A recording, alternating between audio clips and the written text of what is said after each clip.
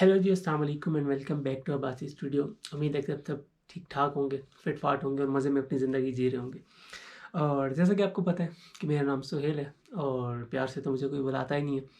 और जिन लोगों को नहीं पता उनको मैं बता दूँ कि जहाँ आप ये मेरी वीडियो देख रहे हैं, इसके साथ-साथ मेरा एक इंस्टाग्राम का पेज है, जहाँ पे मैं अपनी कुछ स्टोरीज़ लिखता हूँ और आपकी शेयर की गई स्टोरीज़ को भी शेयर करता हूँ। और इसी का एक हिस्सा ये है कि जिसमें हम अब यूट्यूब पे भी वीडियोज़ बनाना शुरू किया ताकि ज़्यादा लोगों को कवर किया जा सके और अवेयरनेस फैलाई जा सके। तो आज फिर हाज़िर हुए एक नई कहानी के साथ। तो ये कहानी भी एक मोहतरमा की है और हर कहानी के पीछे एक बेवकूफ़ी छुपी होती है। तो फिर उसका एक अंजाम भी बंदे को भुगतना पड़ता है। तो दूसरी कहानियों की तरह ये भी मोहब्बत की एक कहानी है और मोहब्बत में फिर बंदा जो है ना अंधा हो जाता है। और जब आप फिर अंधे होने के बाद किसी पे अंधा ट्रस्ट करते हैं तो फिर वो लोग आपको अंधा साबित करने में ज़्यादा देर नहीं लगाते। तो शुरू करते हैं आज की कहानी। ये एक मोहतरमा की कहानी है जिन्होंने अपनी कहानी मुझे शेयर की। कहानी शुरू कुछ इस तरह से होती है कि ये मोहतरमा थी और नाम इनका रमशा रख लें। रमशा नाम था इनका। और जिन लोगों को पता है उनको पता है कि हम लोग जो भी नाम रखते हैं वो एक इमेजिनरी नाम होते हैं, एक वैसे ही नाम रखते हैं हम। लेकिन अगर किसी के साथ इनका नाम मैच हो जाए और स्टोरी मैच हो जाए तो वो महज़ एक इत्तेफ़ाक होगा। तो ख़ैर ये जो रमशा थी, इनको क्या हुआ कि इनके मोबाइल नंबर पे किसी का मैसेज आया कि हेलो कैसी हैं आप? मैं आपको जानता हूँ। अच्छा तो अच्छा इन्होंने रिप्लाई नहीं किया। तो इन्होंने कहा जी मैंने आपको फ़लानी जगह पे देखा था, मैंने ये किया था, वो किया था, आप वो हैं, फ़लाने हैं, ढिमकाने हैं। बोला ऐसे ही होता है ना रॉन्ग नंबर जो तंग कर रहे होते हैं। तो इन्होंने कहा जी मैं वो नहीं हूँ। तो इन्होंने कहा कि आप मुझे कॉल करके चेक कर लें, मैं एक लड़की हूँ और आप जो मुझे कह रहे हैं मैं वो बिल्कुल नहीं हूँ। अच्छा ख़ैर वो जो बंदा था जो तंग करने वाला था, उसने कॉल कर दी। और जब कॉल की तो इनसे बात की रमशा से। जब रमशा से बात की और क्या नाम है, बात करके जब बात ख़त्म हुई तो फिर उन्होंने मैसेज किया कि रमशा आपकी तो आवाज़ बहुत अच्छी है और आप तो बड़ी अच्छी हैं, आपसे बात करके बड़ा अच्छा लगा, ये है, वो है। वही एक जो चौंचले होते हैं किसी को अपनी बातों में फँसाने के। और तारीफ़ किसको अच्छी नहीं लगती। तारीफ़ का एक ये है ना कि इंसान को दिल में जाके लगती है।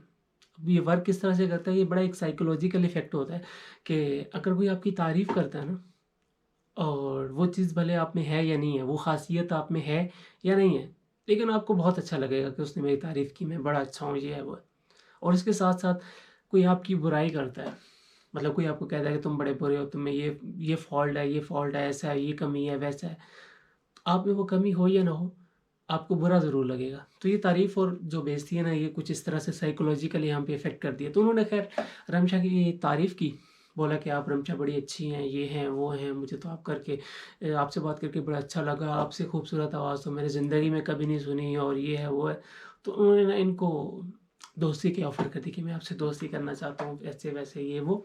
तो अब हमारी बात हो ही गई है तो आप मुझसे दोस्ती कर लें। पहले इन्होंने रमचा ने मना किया ये वो, लेकिन क्या कहते हैं ना कि फिर ज़्यादा जहाँ फिर वो बारिश जहाँ पे टपकती रहती है ना तो वहाँ पे ज़मीन में खड्डा हो ही जाता है। और लड़कियाँ वैसे भी नरम गोशे की होती हैं, नरम दिल की होती हैं, उनको बातें जल्दी जो है ना वो अपनी बातों में ले लेती हैं। तो उन्होंने बार-बार इसरार किया कि रमशा मुझे आपसे दोस्ती करनी है, आपकी आवाज़ बड़ी अच्छी है, ये है, वो है। तो रमशा साहिबा जो थी ना वो डुल गई, उनकी बातों में आ गई और रमशा साहिबा ने उनसे दोस्ती कर ली।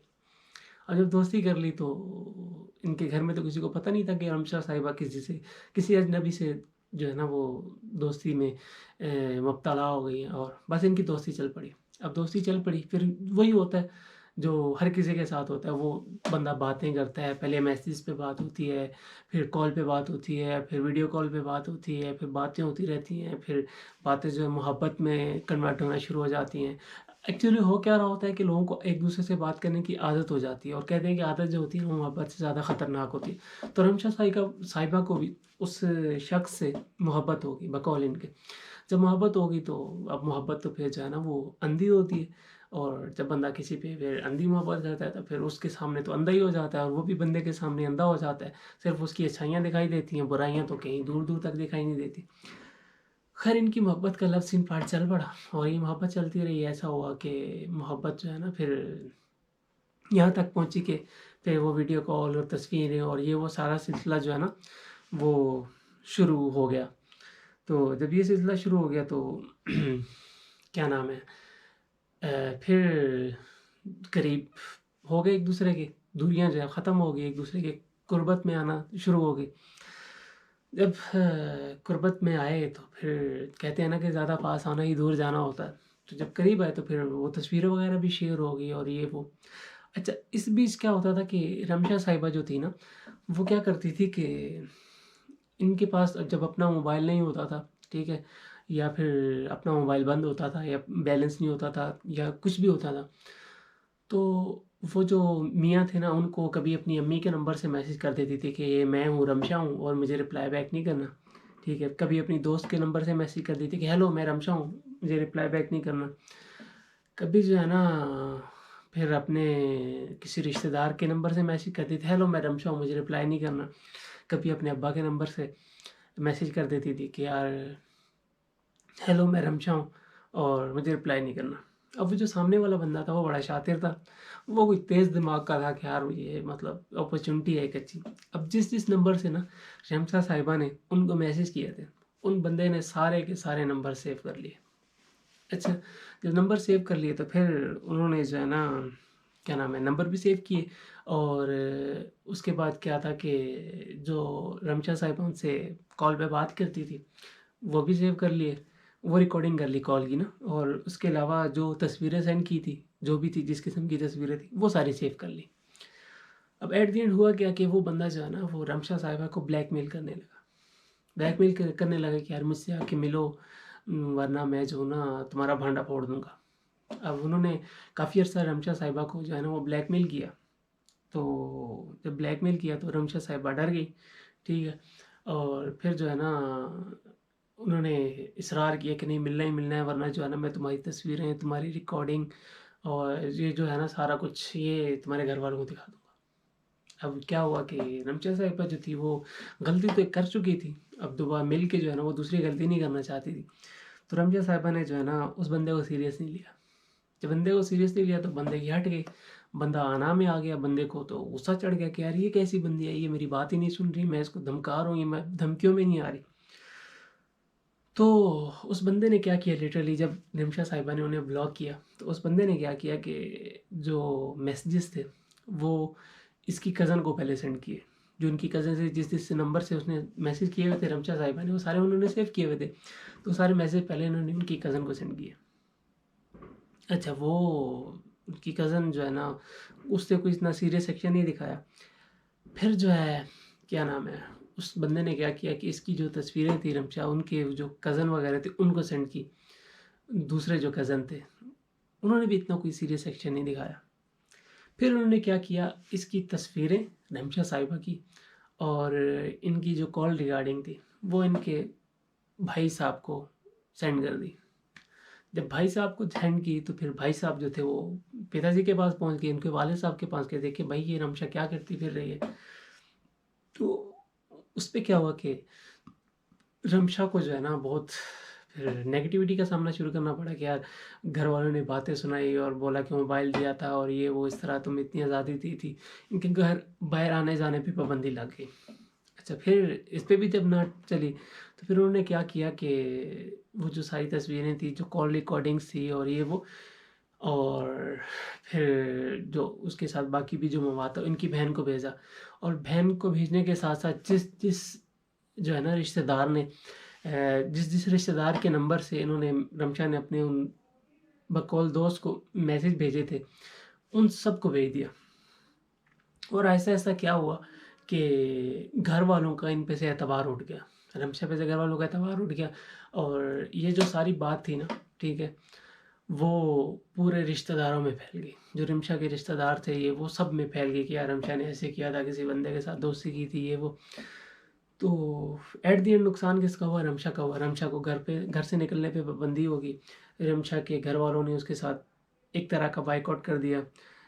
रमशा जो थी अपने रिश्तेदारों की, क्या नाम है, नज़र में गंदी हो गई। और सबसे बड़ा जो इफ़ेक्ट हुआ ना, वो ये हुआ कि रमशा का जो है ना अपने ख़ानदान में रेपुटेशन ख़राब हो गई।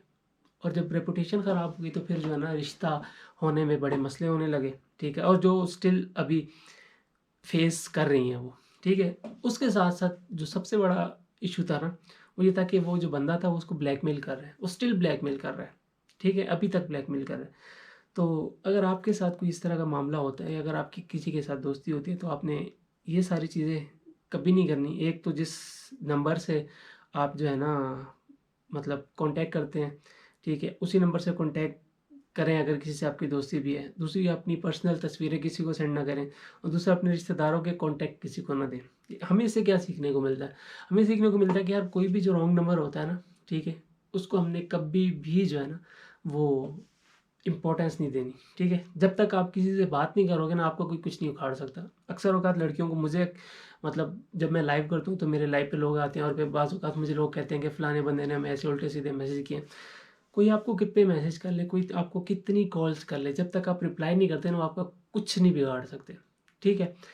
बिलफ़र्ज़ आपकी अगर किसी से दोस्ती होती भी है, आपको कोई अच्छा लगता भी है, इंसान है, बहक जाता है, तो उसको अपने तक महदूद रखें, ठीक है?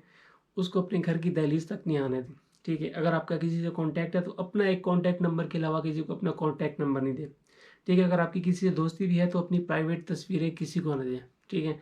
अगर आपकी किसी से दोस्ती से बढ़ के प्यार मोहब्बत भी है तो उसको बाहर तक रखें, उसको घर का रास्ता कभी ना दिखाएँ, ठीक है?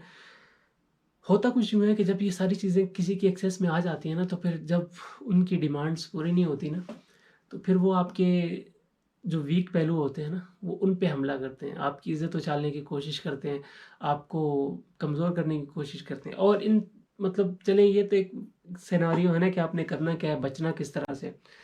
और बिलफ़र्ज़ के अगर आप इस चीज़ में फँस चुके हैं, ठीक है? आपकी तस्वीरें किसी के पास हैं, ठीक है? आपकी जो है ना वॉइस रिकॉर्डिंग किसी के पास है, आपकी मोबाइल नंबर किसी के पास है और कोई आप पे मतलब मैसेजेस करता है, कॉल्स करता है, तो इस सब का बड़ा ही बेहतरीन हल है। वो ये है कि आपने ना मतलब आपको पता होना चाहिए कि पाकिस्तान में ना एक साइबर क्राइम एक्ट है, ठीक है? उसमें आप इस चीज़ पे भी किसी भी कंप्लेन कर सकते हो कि आपको कोई लगातार मैसेज कर सकता है। मतलब आपको कोई लगातार मैसेज कर रहा है, आप उसकी भी कंप्लेन कर सकते हो। आपको कोई ब्लैकमेल कर रहा है कि आप मेरे साथ इस तरह मिलो या ये करो, वो करो, आप उसकी भी कंप्लेन कर सकते हो कि यार आप साइबर क्राइम में एक ऑनलाइन वेबसाइट है, ठीक है? अगर मैं कहते कोशिश करूँगा कि उसका लिंक जो है ना मैं अपने डिस्क्रिप्शन में डाल दूँ। ऑनलाइन एक वेबसाइट है, ठीक है? पाकिस्तान की साइबर क्राइम विंग है। उस पे आपने एक कंप्लेन करनी है, अगले बंदे को वो घर से उठा के ले जाएँगे। बस आपका सबूत सच्चा होना चाहिए। भले आपकी गलती है भी सही, अगर आपने जो है ना गलती से किसी के साथ दोस्ती की है और इस तरह की आपने कोई चीज़ शेयर कर दी है, तो उसके बावजूद साइबर क्राइम वाले आपका साथ देंगे, ठीक है? और कोई अगर आपको ब्लैकमेल कर रहा है, आपकी इज़्ज़त को उछालने की कोशिश कर रहा है, तो आपका भरपूर साथ देंगे और बड़ा पॉजिटिव रिस्पॉन्स आपको मिलेगा। पाकिस्तान का साइबर क्राइम मोस्टली लोगों का अवेयरनेस नहीं है। अगर आप उनसे कंप्लेन करेंगे, उनसे कॉन्टैक्ट करेंगे, वो आपको प्रोटेक्ट भी करेंगे, आपके जो विक्टिम है उसको हौसला भी देंगे और जो आपके साथ ये कर रहा है, उसको कैफ़रे किरदार तक भी पहुँच जाएँगे। ये मेरी गारंटी है आपको। मेरा इसका ज़ाती एक्सपीरियंस है। कुछ लोगों के साथ इस तरह के मसले हुए हैं, उनको मैंने सजेशन किए और उनकी मैंने हेल्प भी की है और उनके मसले हल हुए हैं। तो अगर आप इस तरह की किसी सिचुएशन में फँस चुके हैं, तो आपने डरना नहीं है, ठीक है? अपने भरोसे के किसी शख्स को अपने घर में, ठीक है? आपके घर वाले आपसे सबसे ज़्यादा प्यार करते होते हैं। अगर आपके घर में कोई ऐसा बंदा है, आपका भाई हो गया, आपकी बहन होगी, आपके वालिद हो गए, उनसे अपनी फीलिंग्स को एक्सप्रेस करें, ठीक है? बहुत ज़्यादा लोग ऐसे भी होते हैं जो इस सिचुएशन को हैंडल नहीं कर सकते और सुसाइड कर लेते हैं। ये कोई हल नहीं होता। आपने अपने किसी भरोसे के आदमी को मिलना है, ठीक है? अपनी वालिदा हो गई, आपके भाई हो गए, बहन हो गए, क्योंकि ऐसा दोस्त होता है जो आपकी बैक होता है, जो आपको बैक करता है पीछे से ना, आपको सपोर्ट करता है। उसको आप लें, आप उसकी कंप्लेन करें जो भी आपको तंग कर रहा है और फिर रिज़ल्ट आपके सामने होंगे। चलें जी, अल्लाह ताला आपको और मुझे इस तरह की सिचुएशन से बचाए और अगर हो भी जाए तो फिर अल्लाह ताला सबको हौसला दे और उससे लड़ने की हिम्मत भी दे। चलें, इंशाल्लाह फिर मिलेंगे किसी नई वीडियो में और तब तक के लिए अपने चाहने वालों का, अपने सताने वालों का और अपने ठुकराने वालों का बेहद ख़्याल रखिएगा। अगर आपको ये वीडियो अच्छी लगी है तो आप नीचे कमेंट कर सकते हैं, इसको लाइक कर सकते हैं, शेयर कर सकते हैं और इसके साथ-साथ अगर आपने चैनल को सब्सक्राइब नहीं किया तो आप सब्सक्राइब भी कर सकते हैं और अगर आप मेरी पुरानी वीडियोज़ देखना चाहते हैं तो इधर आगे पीछे ऊपर नीचे कहीं लिंक आ रहा होगा, तो वहाँ आप जाके देख सकते हैं। इंशाल्लाह मिलते हैं दोबारा फिर, तब तक के लिए अपना ख़याल रखिएगा। अल्लाह हाफ़िज़। Bye bye.